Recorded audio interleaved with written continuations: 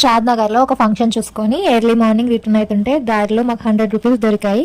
సరే వీటితోనే ఆమన్గల్ లో బ్రేక్ఫాస్ట్ చేద్దాం అనుకున్నాము. మీరైతే దొరికిన పైసలతో ఏం చేస్తారో నాకు కామెంట్ చేయండి. రాఘవేంద్ర హోటల్ కి వెళ్ళాము. కొత్తగా ఓపెన్ చేశారంట. ఎవరో కాదు, మాల్కాడ ఉడిపి హోటల్ అతనే. నేను ఫస్ట్ టైం రాఘవేంద్రకి వెళ్ళడం.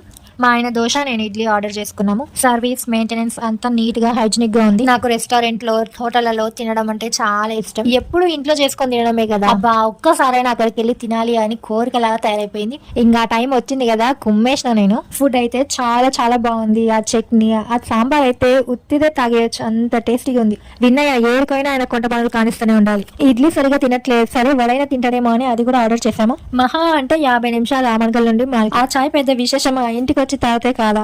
ఆహా, ఇప్పటికే కలుగులో ఉన్నా, ఆ కొరకు మాత్రం ఎందుకు పోనిచ్చుకోవాలని అది కూడా తెప్పించుకున్నా. చాయ్ తో కలిపి బిల్లు 130 అయింది. తీరా చూస్తే మనీ కార్లోనే మర్చిపోయింది. ఇంకా మా ఆయననే పే చేసిండు. వస్తూ వస్తూ సోంపు పొట్లం కట్టుకొని వచ్చిన వినయకి ఇష్టమని. ఇది మమ్మీని